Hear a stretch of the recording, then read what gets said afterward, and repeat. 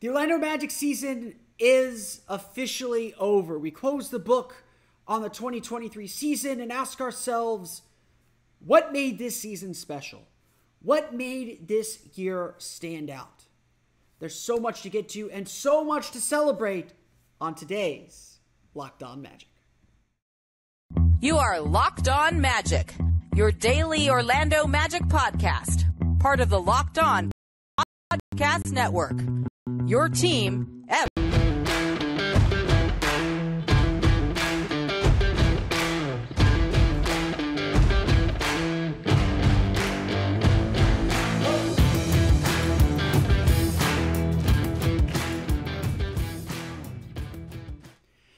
And you are indeed Locked On Magic. Today is April 10th, 2023. My name is Philip Rossreich. I'm the expert and site editor over at OrlandoMagicDaily.com. Of course, follow me on Twitter at PhilipRR_OMD.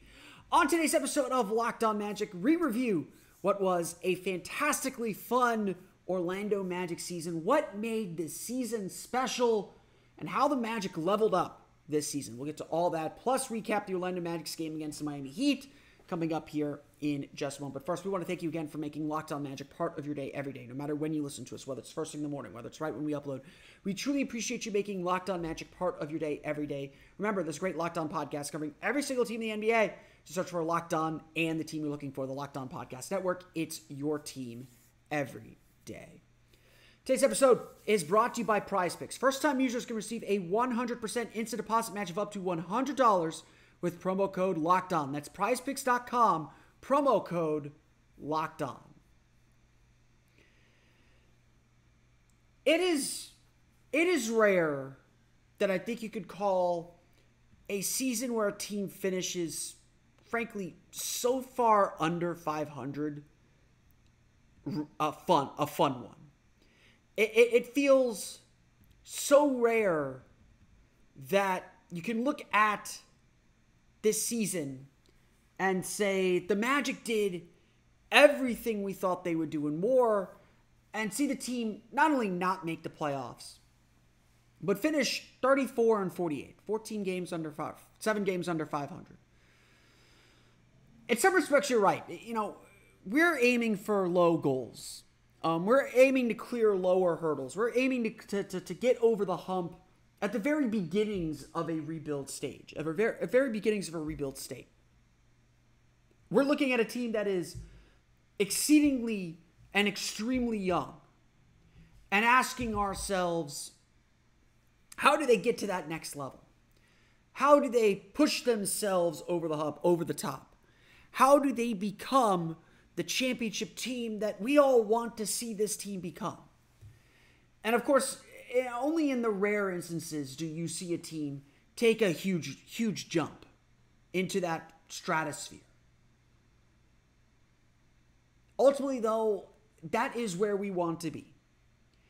And a lot of the complaints, a lot of the arguments, a lot of the debates that we've had or previewed or talked about on this show are about getting to that level.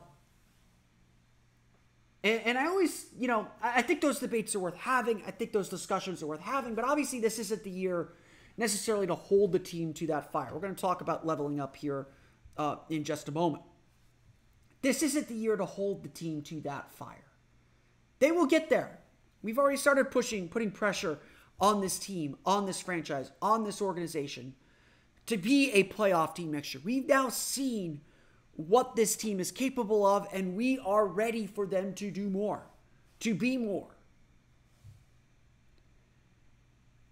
But I always say this about the NBA season. The NBA is one of the most predictable sports in the league. You can pick out the 3 or 4 teams that actually have a chance at winning the championship very early on. The playoffs usually go to form. We are genuinely shocked when a 2 seed beats a 1 seed in the conference finals. They usually go to form, and a champion is pretty obvious. This year is a rare exception where the title does feel very wide open. But the point of me bringing this up is to say that a championship or a season is not necessarily about the destination. It isn't about what you necessarily accomplish in the end. As important as that may be, as much as that may be how you are ultimately judged at the end of the day. A season is about the journey. It is about the ups and downs of getting to that destination, the trials and tribulations of getting there. And that's where the Magic find themselves now, in this really exciting phase, in this really fun part of their rebuild, in this really exciting time of their growth. They're at this stage trying to learn, trying to grow, trying to get better, and going through the growing pains. This part of the journey is all about the journey. It isn't about the destination. It didn't matter that the Magic didn't make the playoffs this year. It mattered that they showed us the path that they're on. And to me, that is the job that Coach Jamal Mosley had in front of him. To begin to show us the path that we're on.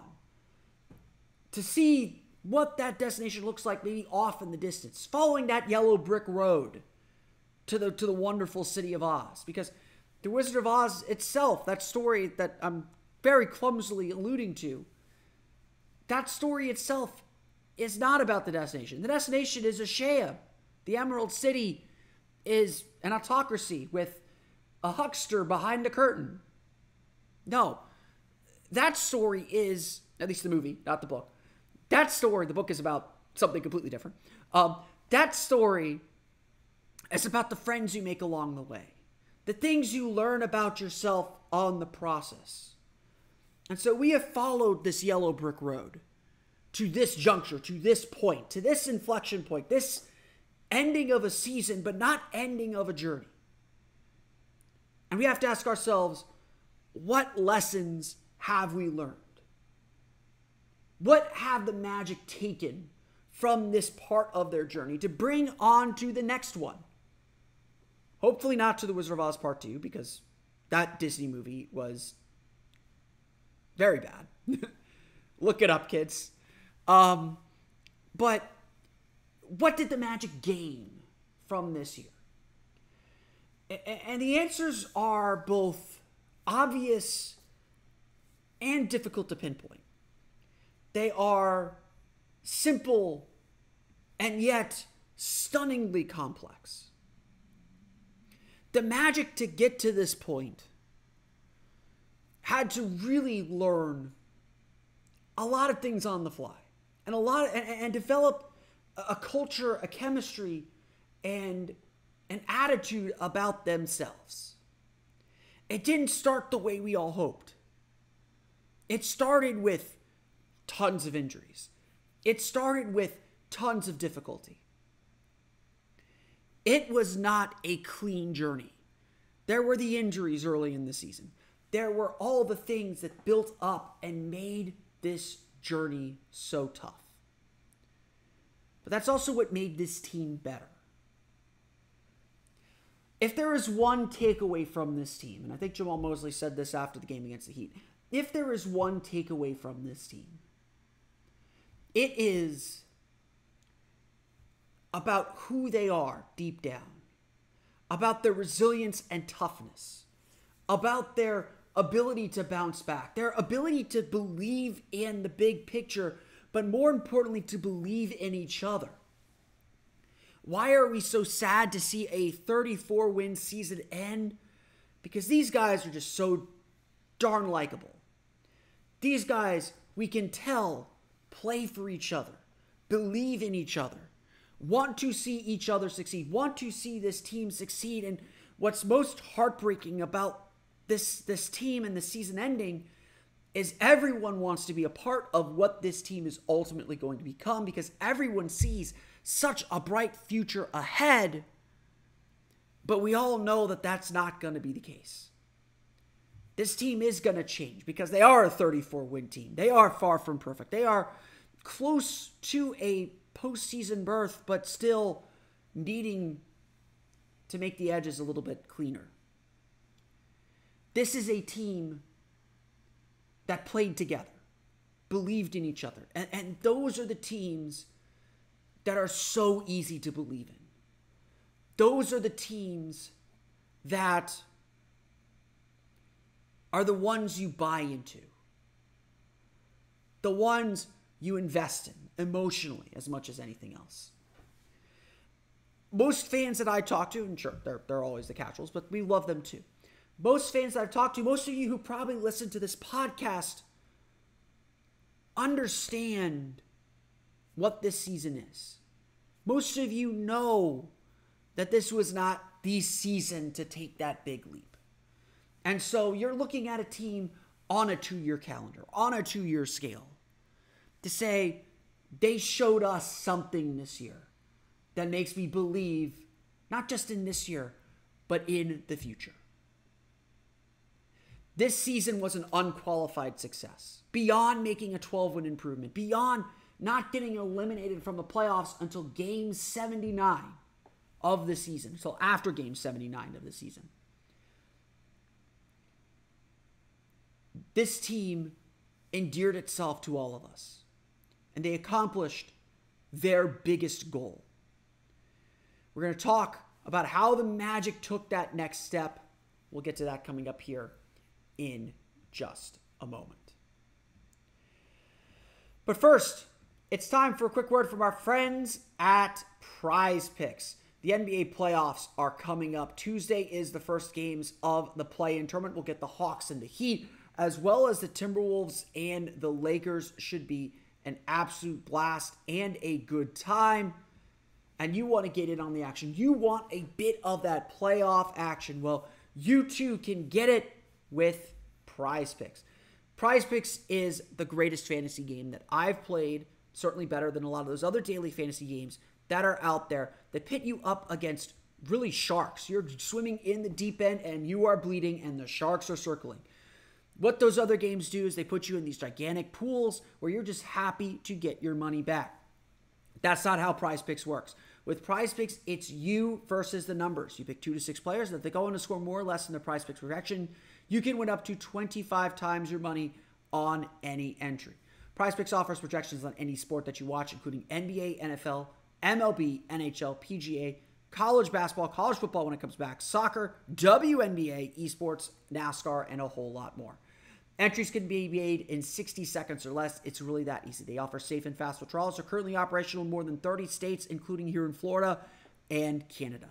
Download the PrizePicks app or go to prizepicks.com to sign up and play daily fantasy sports today. First-time users can receive a 100% instant deposit match of up to $100 with promo code LOCKEDON. If you deposit $100, PrizePicks will give you $100. If you deposit $50, PrizePicks will give you $50. Enter promo code LOCKEDON today at sign up for an instant deposit match of up to $100.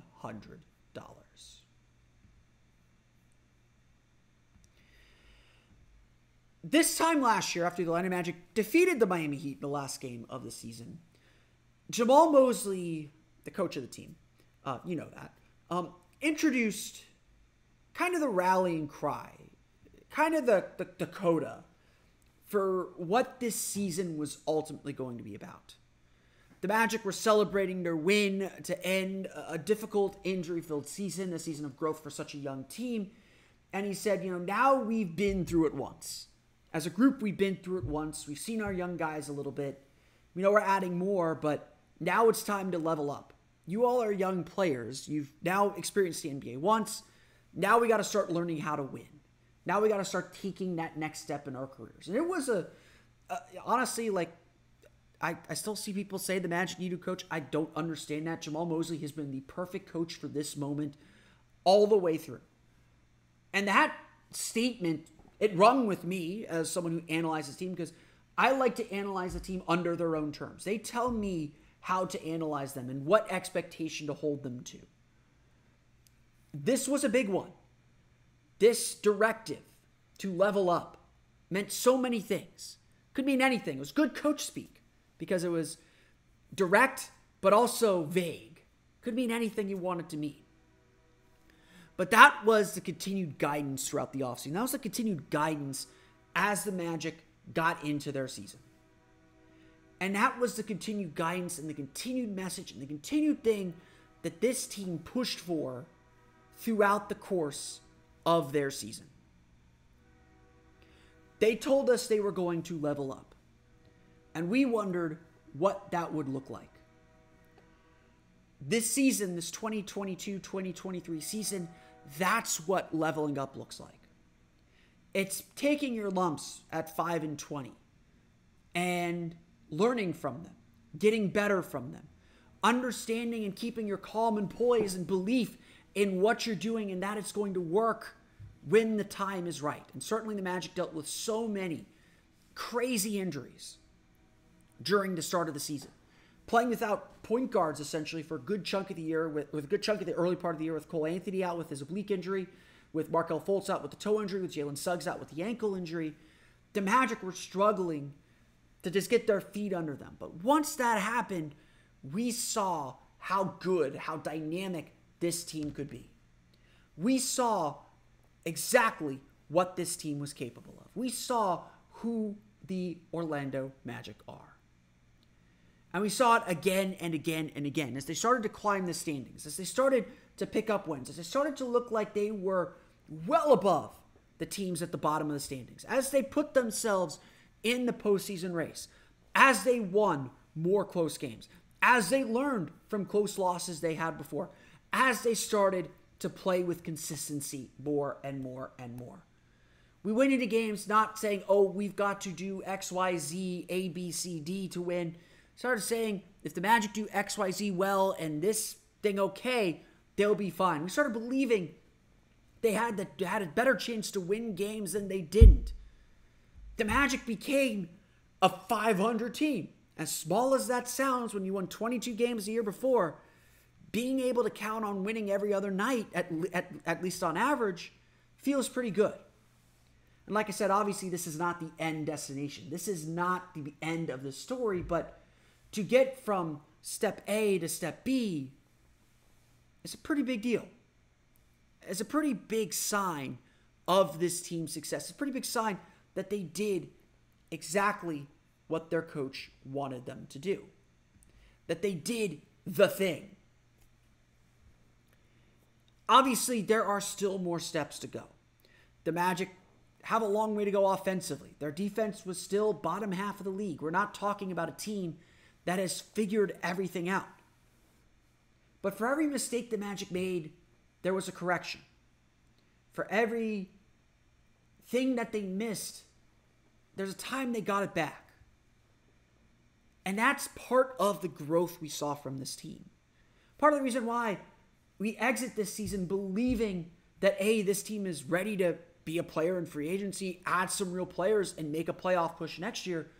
But really why we see a really bright future ahead. And yeah, the number one pick, the rookie of the year, Paolo Banchero, really helps with that. We're not going to pretend that in a league that is so star-driven, that the Magic drafting their potential future star didn't completely change the outlook and future of this team.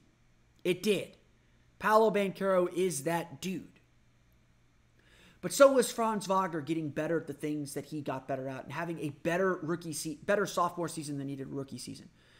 Continuing that belief and confirming that belief in his rookie year. So too did Wendell Carter continue to establish himself as a solid paint presence on both ends of the floor, a great screener, an improving three-point shooter. So too did Markelle Fultz coming out, getting better in every facet of the game, as a scorer, as a passer, as a driver.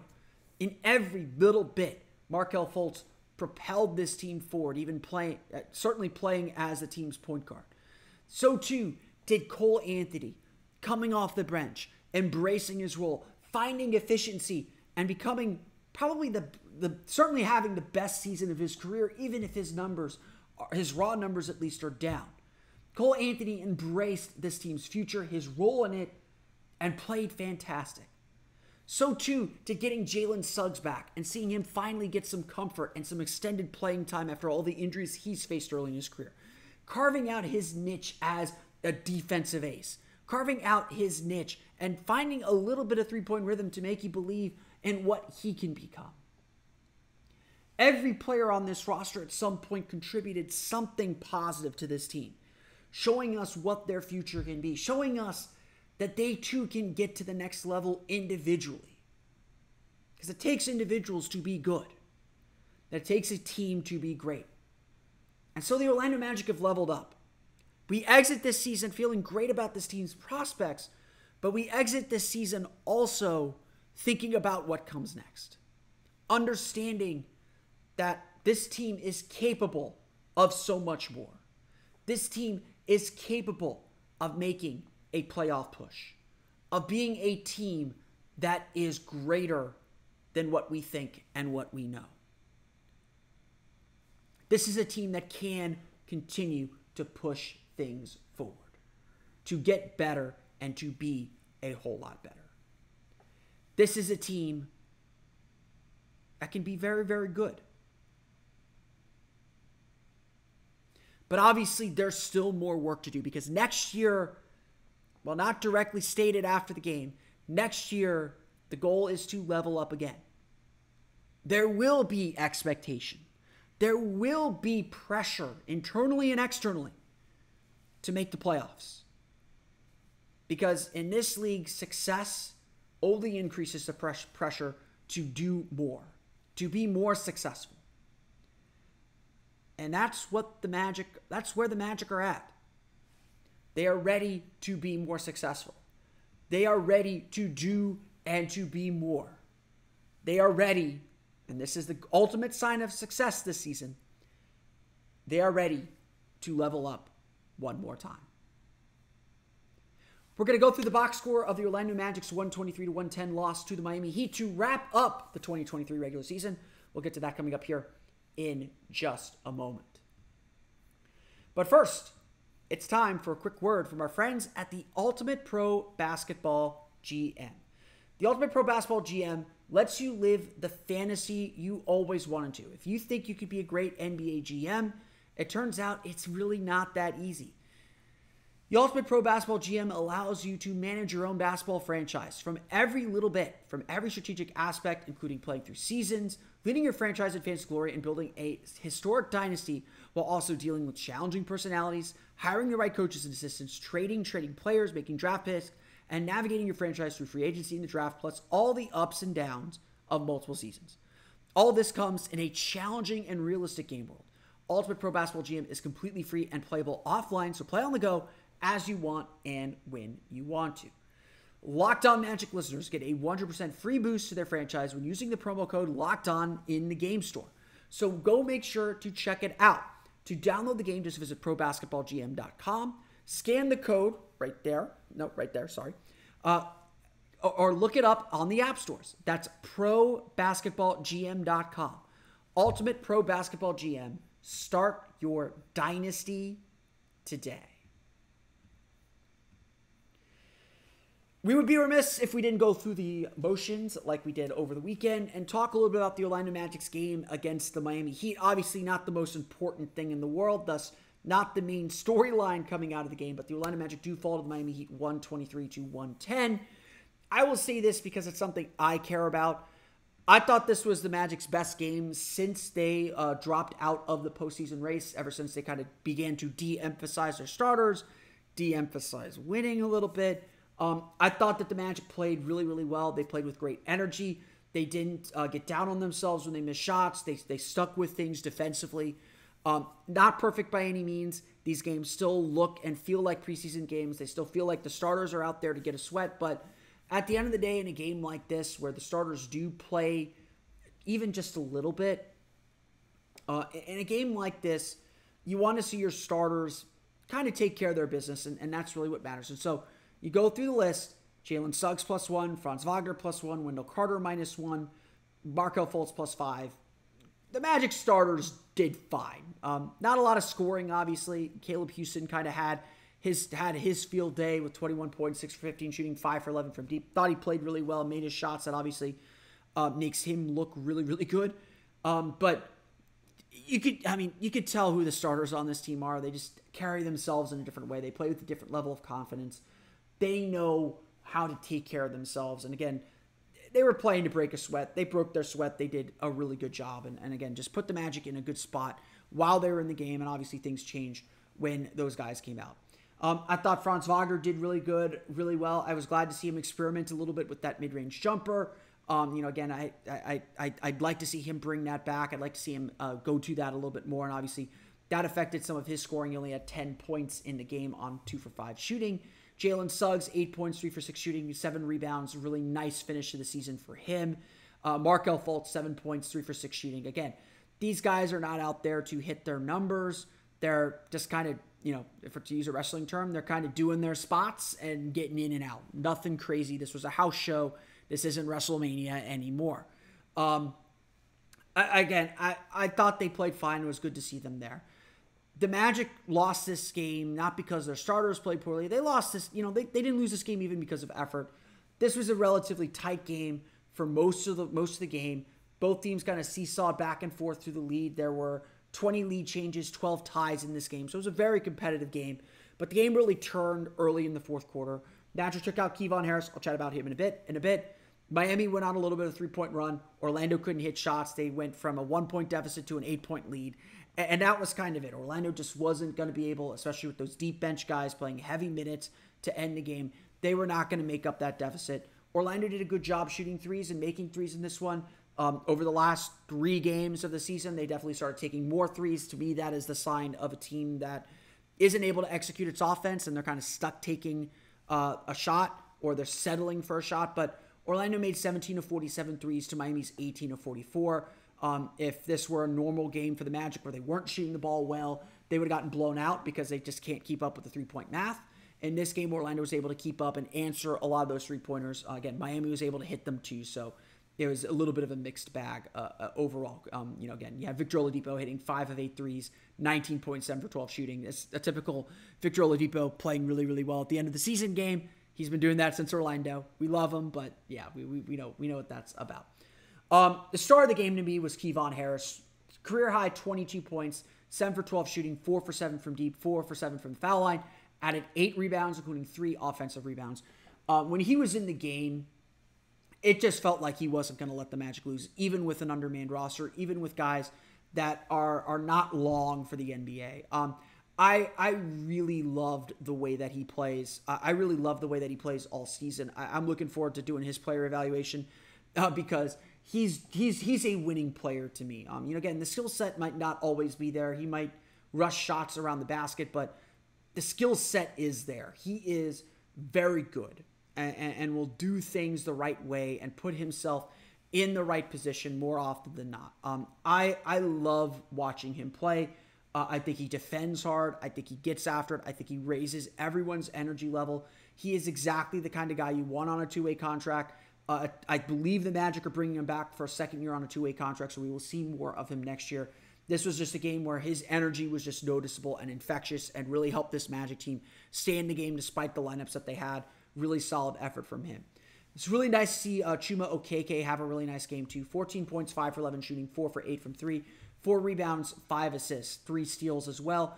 We know that Chuma is going to do good things defensively. He's always in the right spot defensively. He understands help side. He can sometimes get a little turned around, rotating back to his man, but typically Chuma is really good defensively. And really the question with Chuma has always been, can he shoot well enough to justify putting him on the floor? Can he be that true 3-and-D guy, especially now that the Magic, for the last 2 years at least under Jamal Mosley, have essentially used him exclusively as a 3-point shooter. This game he made his threes, and when he makes his threes, it just feels like he's having a better game. And that's obvious. Some guys can make an impact without scoring a ton. Chuma, because he is there to spread the floor, that's kind of been his role, and he struggled with that role. Seeing him hit those shots was certainly really encouraging. It's a really good game, a really strong finish for him. We'll see what he ends up doing this offseason and what the Magic end up doing with him this offseason. A really solid, balanced scoring effort. Michael Carter-Williams had 8. Bol had 8. Admiral Schofield had 8. But again, just a rough shooting night overall. 42.2% from floor. 17 for 47 from beyond the arc. Yes, that means 17 of 38 field goals were threes. 29 assists for the Magic. Only 14 turnovers for Orlando. So again, this was a much better game. But unfortunately, they just could not get stops. They could not slow the Heat's offense down enough. Miami shoots 54.2% from floor, and while they only get 6, 10, 12 points from their starters, they got plenty off the bench. Udonis Haslem playing his last regular season game with the Miami Heat in his career, 24 points, 9 for 17 shooting, made 3 3-pointers. He never made more than 2 3-pointers in a game in his life or in his career. He brought energy. He was going to bring energy. He was going to go out there and score and have a good time. He certainly did. 20 points for Duncan Robinson as well. He made 3 of 11 3-pointers. So again, you get these games. They feel like preseason games. It comes down to who's going to step up. Are you going to have more guys step up and step into these roles than the other team? Who's going to play with energy? The Magic did enough to win. They brought the energy. They made some shots. They just didn't make enough of them. They weren't able to kind of completely slow this Miami team down. And eventually, Miami was able to pull away and win 123-110. This Magic team just not enough offensive gas to stay with things at the end. That does it for the Orlando Magic season, of course. Orlando finishes the season 34-48. They are 13th in the Eastern Conference. Let me repeat that because I think I glitched. The Magic finished 34-48, a 12-win improvement over last year. They are still 13th in the Eastern Conference. With the loss and the Indiana win over New York, the Orlando Magic sit solo 6th in the lottery standings. That gives them a 9% chance, I believe, 90 number combinations in the NBA draft lottery. They were looking at roughly a 37% chance of jumping into the top 4. So roll your 3-sided die. You got a little bit more than a 1 in 3 chance of jumping into that top 4. And of course, we will see what ends up happening on lottery day on May 16th. But that's going to do it for me today. I want to thank you all again for listening to today's episode of Locked On Magic. Of course, find me on Twitter at PhilipRR_OMD. Subscribe to the podcast on Apple Podcasts, Stitcher, TuneIn, Himalaya, Google Play, Spotify, Odyssey, and all of the places on the podcast to your podcast-enabled listening device. For the latest on the Orlando Magic, be sure to check out OrlandoMagicDaily.com. Of course, follow me on Twitter there at OMagicDaily.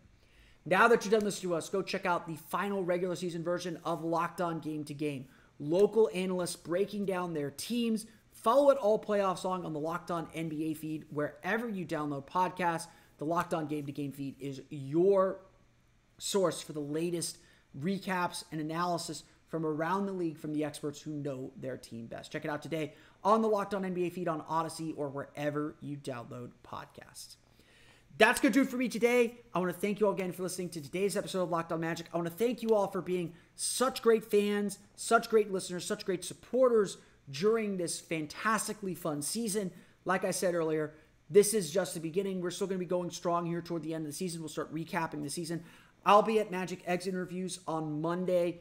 So expect maybe probably a late episode Tuesday. I might be a little more sporadic this week just to kind of reset myself. But I'll be at Exit Interviews Monday, so please follow me on Twitter at OMagicDaily for the latest from Exit Interviews. We'll have plenty of coverage from that coming up tomorrow as we look back at the 2023 season and look ahead to what will surely be an exciting 2024 season. But until then, thank you all so much for listening. We'll see you all again next time for another episode of Locked On Magic.